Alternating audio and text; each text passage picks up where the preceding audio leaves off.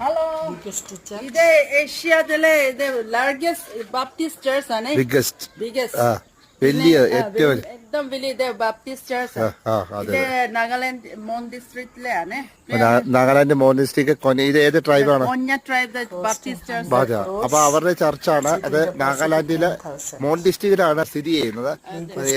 ഇത് പണി കഴിച്ച് ഒത്തിരി ആയില്ല കേട്ടോ. 1 year എങ്ങാണ്ട് ഇത് ഒത്തിരി വർഷങ്ങൾ എടുത്തു ഇത് പണിയാനായിട്ട്. അപ്പൊ ഇതിന് എന്താണ് കാഴ്ചയെന്ന് നമുക്ക് ജസ്റ്റ് അകത്തോട്ട് കയറി നോക്കാം. അകത്ത് പോയി നോക്ക്. ഇത് ഒരു എന്തേലും ആളുകൾക്ക് ഇരിക്കുക അല്ലേ? ഇവിടെ ഒത്തിരി ആൾക്കാർ ഇരിക്കാൻ പറ്റും. ഒത്തിരി ആൾക്കാർ പറഞ്ഞാൽ എത്രയാണ്? ഇത്രയാണ് 10,000. 10,000 വൺ ടൈം. അത്രയും പേർക്ക് ഒരുമിച്ചിരുന്ന് പ്രയർ ചെയ്യാൻ പറ്റും. അപ്പം ഇത് ഇവിടെ ഏത് സമയത്താണ് സ്പെഷ്യൽ ആയിട്ടുള്ള കൂടുതലായിട്ട്?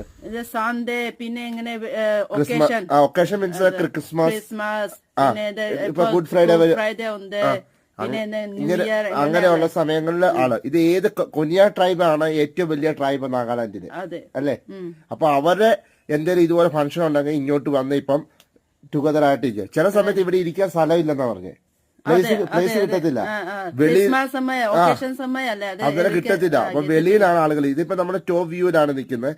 ടോപ്പ് വ്യൂ ഇത് കണ്ട ഇവിടെ എല്ലാം ഇതിന് ഒരു ഫാനില്ല. മൊത്തം എ സി ആണ്. ഒരു എല്ലാം ഇത്ര ആൾക്കാർ ഇരുന്നാലും ഒരു നല്ല ലൈനിങ് ഒക്കെ ആയിട്ട് നല്ല രീതിയിലാണ് ഇവിടെ ക്രമീകരിച്ചേക്കുന്നത്. ഇതിനെപ്പറ്റി നമ്മളോട് പറഞ്ഞു തരാം. മലയാളികളാണ് മലയാളികളാണ്. പിന്നെ ഇത് നോക്കാനായിട്ട് ആളുകളുണ്ട് കേട്ടോ. ഇത് നോക്കാനൊക്കെ ക്ലീൻ ചെയ്യാനൊക്കെ ആളുകളുണ്ട്. അപ്പൊ ഇത് മോൺ ഡിസ്ട്രിക്റ്റിന്റെ പ്രോപ്പർ ടൗണിൽ തന്നെയാണിത്. ഇത് ചർച്ച് കംപ്ലീറ്റ് ചെയ്ത് 10 years എടുത്തു. അതെ. അപ്പം 10 വർഷം എടുത്തിട്ടുണ്ട് ഈ ഇത് കംപ്ലീറ്റ് ചെയ്യാനായിട്ട്. അപ്പം നല്ലൊരു ഇത് തന്നെയാണ് ഈ അനുഭവം. നമ്മൾ ആദ്യമായിട്ട് വന്നപ്പം തന്നെ.